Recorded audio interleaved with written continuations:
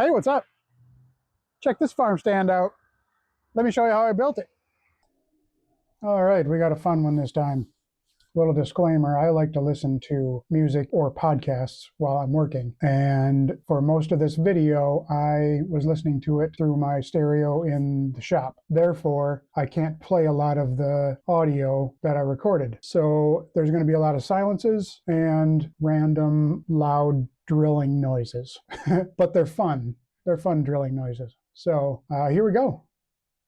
So here I'm making the base for this whole build. Those are 2x6s, and I'm just screwing them all together. I usually go way overboard with really everything I do, but especially building things. I always use too many screws and too much glue and just too much. I want it to be secure, and I want it to never, ever not be secure. So, so here I'm just making sure everything is square. If you measure corner to corner both ways and the numbers are equal, then it's square. If not, then you have to adjust. You can see me pounding it just a little bit just to bring those corners closer together to bring it into square.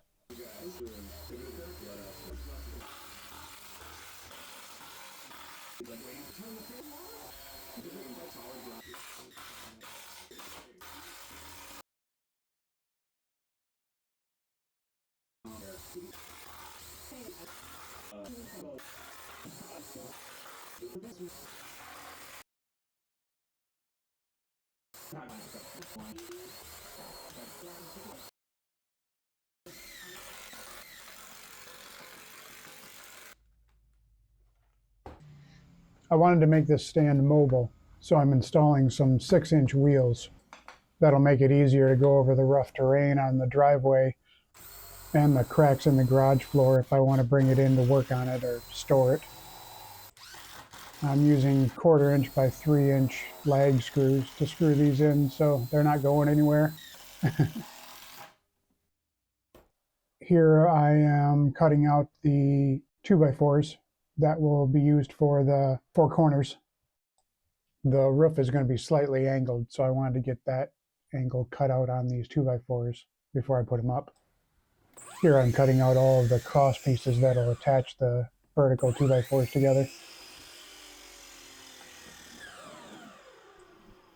A lot of these pieces are going to be the same length, so I can put a stop block down on the left end there and just butt these pieces up against it, and they'll all come out the same length.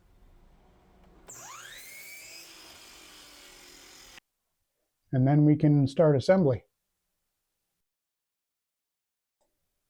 All the framing pieces are going to be joined using pocket screws.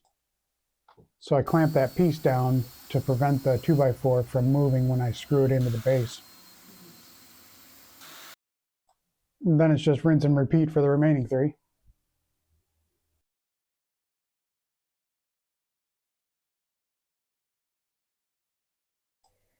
Now I'm just attaching all of the cross pieces. These will not only help to stabilize it, but it'll also give me something to nail to when I put the 1/2 inch plywood on the outside. These pieces I had to cut at an angle and fit into place because the front and the back are at different heights. I used that clamp to squeeze the top together a little bit so I could wedge those pieces in there. Working alone for many, many years, I've learned and created these little tricks to make things easier.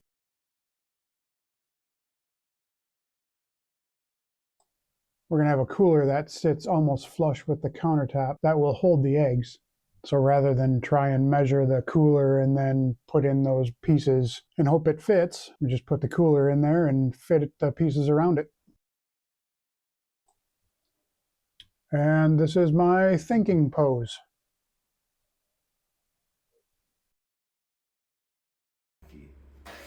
So here's where things kind of went a little wonky.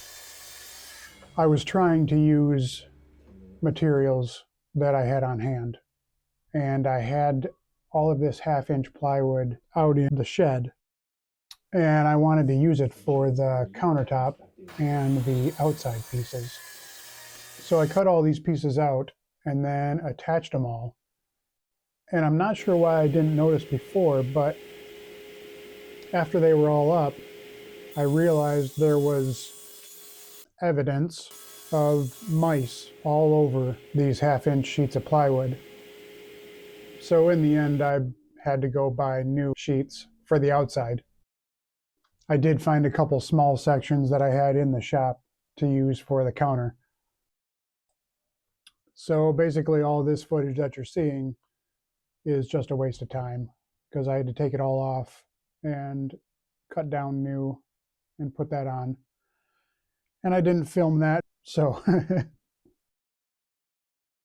had to use clamps to pull these corners together so that the whole frame would be square.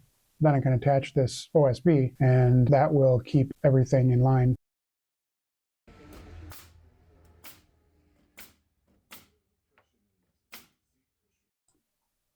So now that that's done, we can flip the whole thing back upright and attach the sides.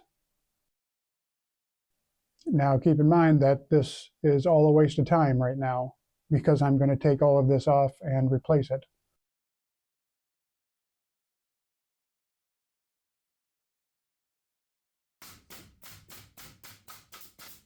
Yeah, look at all those nails. Nail gun nails are a pain to take out too, by the way.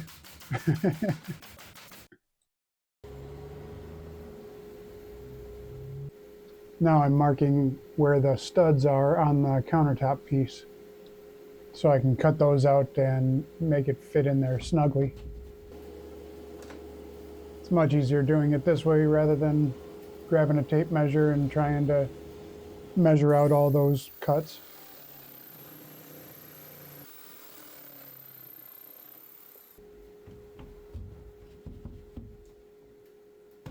There, snug as a bug. So in hindsight, this probably would have been easier to just measure this and cut it on the workbench rather than trying to clamp this track to the side of the thing and do it. Oh well, it worked.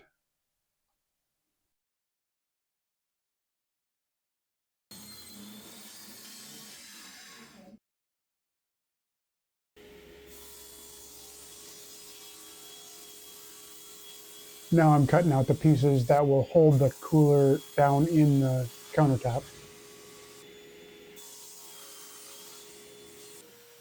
And I'm using pocket holes for this too.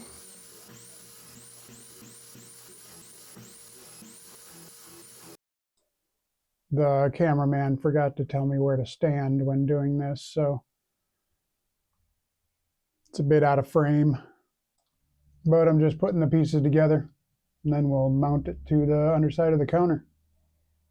And now we're testing it out. And that's going to work perfectly. So we'll just secure it underneath and Bob's your uncle. These handles were in the way, so I just cut them off.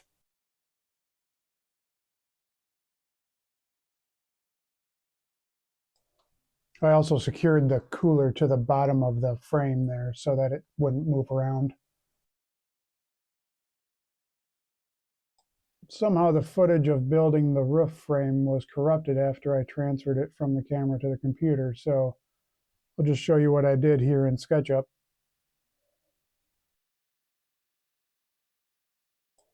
I just used 2x2s and attached one piece to the back and then one piece to the front, and then I could attach the long pieces on the sides there, and then I could finish off the other two cross sections.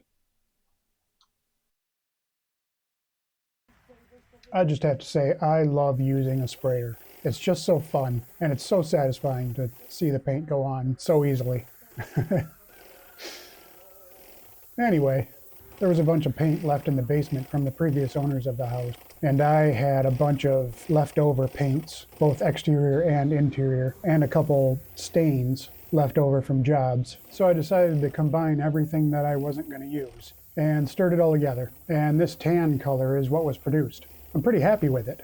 I realized that you're not supposed to combine paints and use interior paints outside, but I've used it on different projects and it's held up for a couple of years so far, so I'm good with it. Now I'm just using some exterior paint that I didn't mix with everything else to paint all the trim pieces before putting them on. Another miscalculation that I had was I had some leftover pieces of this metal roofing from a job that I did a couple months ago, and I thought I had plenty to do this small roof. But it turns out I was like a few inches short, so I had to buy a whole nother sheet of this stuff, which is fine because I'll use it anyway on something else. So this operation is a little sketchy, and I wouldn't recommend doing it unless you're really confident or a little crazy.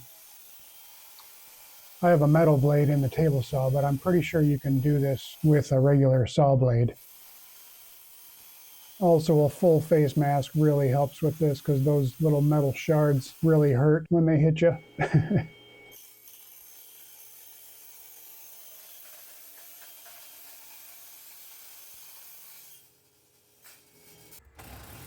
All right, so we'll just attach that piece and then we can cut off the extra there on the end.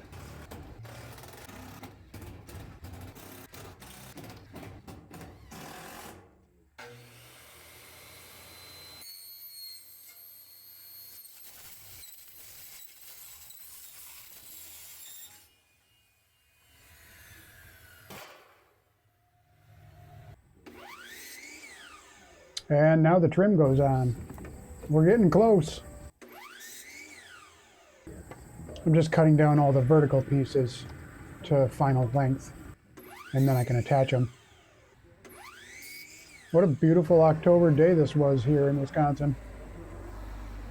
I'm just applying some adhesive before I put the trim on, because I'm just going to use some 18 gauge nails to attach these.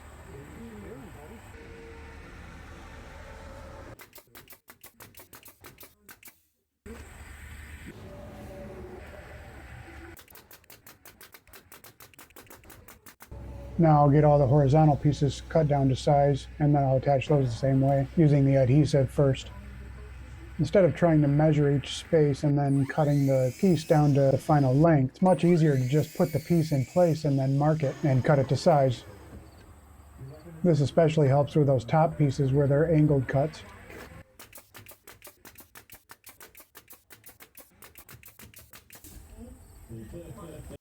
So there you have it. Now let me show you what we got going on in here. So we've got the eggs in the cooler here. We've got instructions for the eggs. We wash the eggs just so people don't have to do it themselves. They get kind of icky sometimes. And then we've got the crate down here so people can return the empty egg cartons.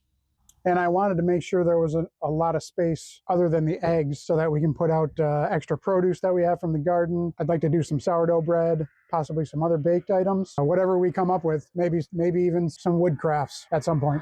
We'll see. And then we've got the cash box over here with comment cards that people can leave their ideas. We've got plenty of space on the walls for signage.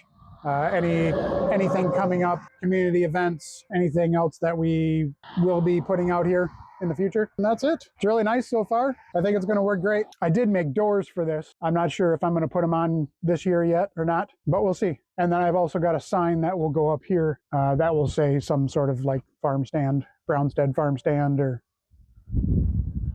eggs and stuff. We'll see. This was really fun to make. This took a couple months to build between everything else I had going on. So yeah, hope you like this one. Check you later.